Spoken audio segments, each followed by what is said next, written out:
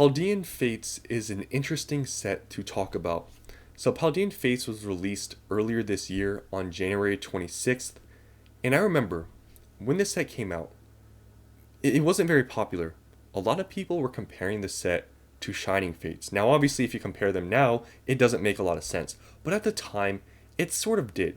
Because you gotta remember, Shining Fates, it really only has like one chase card, the Charizard VMAX, and the rest are baby shinies. Paldean Fates was sort of the same thing. It just had a couple of extra hits, but it wasn't anything crazy. Like the main chase card in the beginning was the Charizard. That was the main chase. And then the Bubble Mew, and then the Gardevoir, and then the baby shinies. It just was a couple extra hits that you could get from Paldean Fates that were better than Shining Fates. But other than that, like the layout of the set was very similar. Just a ton of baby shinies.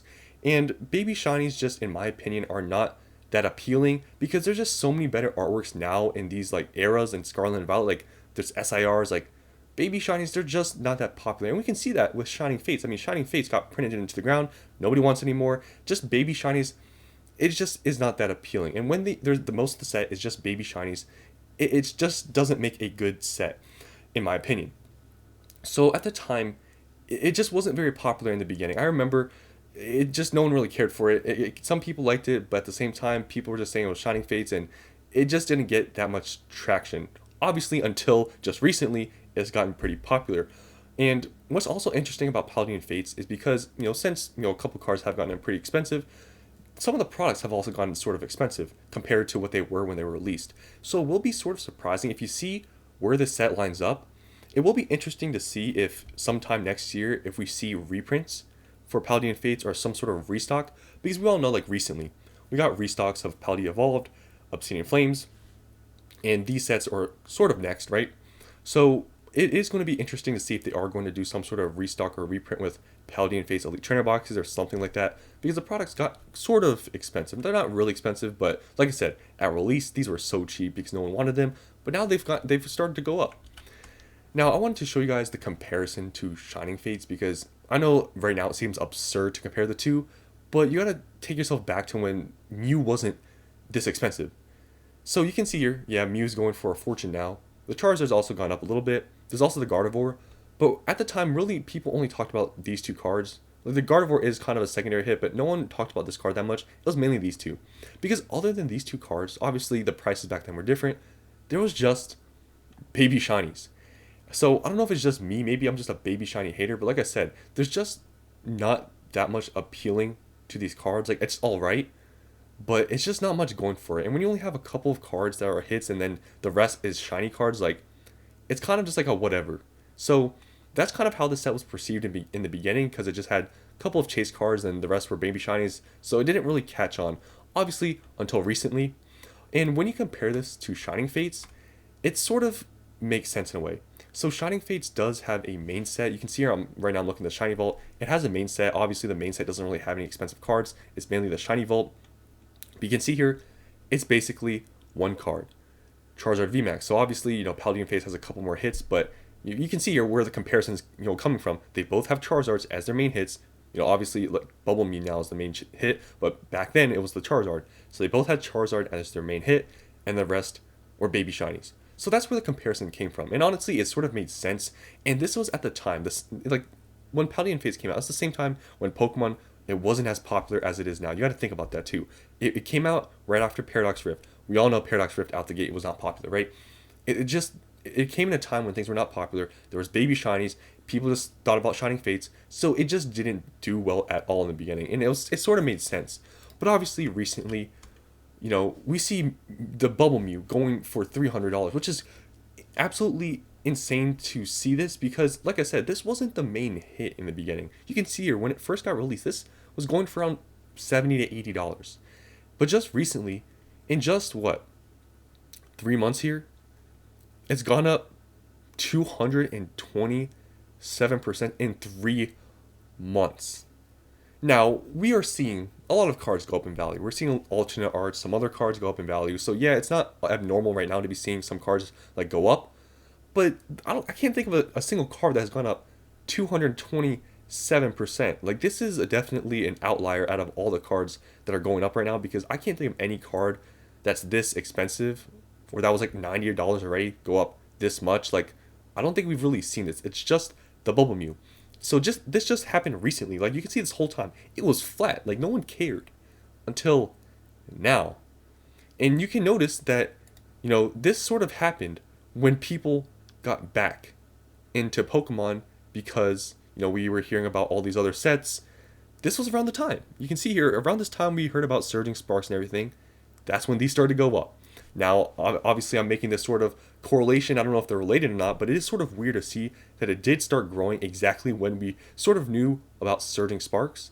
Like, it is kind of, interesting to see that. Now, I do want to, show you guys that this wasn't actually the top hit in the beginning. You can see here it's going for around like $80.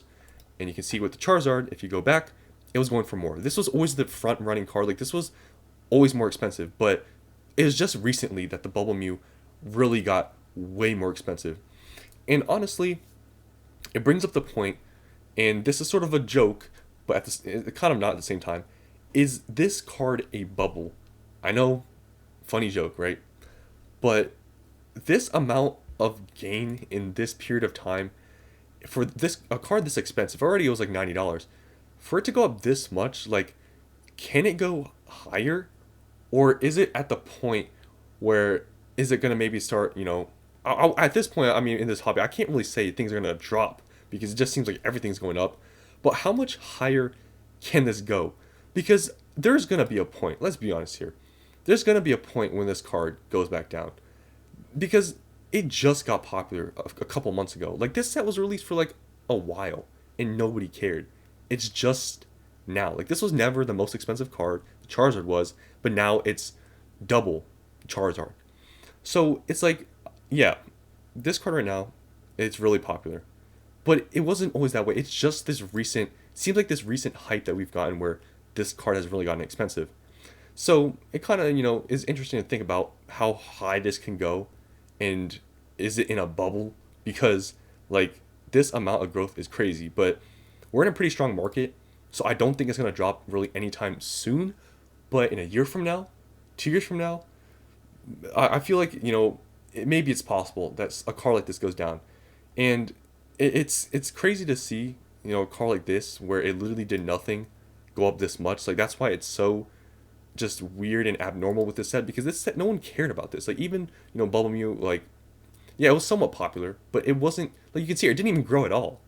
It's just now that it's seen this crazy amount of growth, which is very strange, because no one, like, if people saw this coming, obviously, people would have been buying, Paldean Fates in the beginning, but no one cared for the set. But now the Mew just is $300, and now people, sort of talk about the set because it has a expensive card, because I mean, it wasn't always this expensive. And going to the prices of the Elite Trainer boxes, you can see here they're like $63. Now, it doesn't seem that significant because you're like, what, that's $10 more than retail?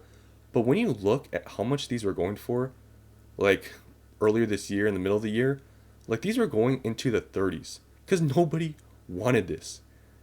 And that's where people were really making the comparison to this being Shining Fates, because it just wasn't popular. It had a bunch of baby shinies, the same thing, only a couple chase cards. It was super cheap. Nobody wanted it. But now, because of the Bubble Mew, it's this expensive.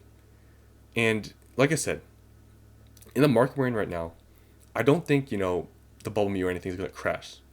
But a set like this, where it goes up this crazy in this short amount of time, and no one really wanted it in the beginning, and it just has a bunch of baby shinies, it's a set where I feel like long term it's gonna sort of just plateau. It's gonna go down and sort of plateau.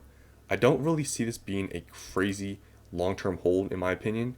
I just think right now it's popular because of the market we're in.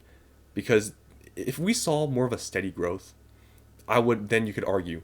But it's literally just recently we've really seen the prices move up, which makes me sort of skeptical about Paldean Fates.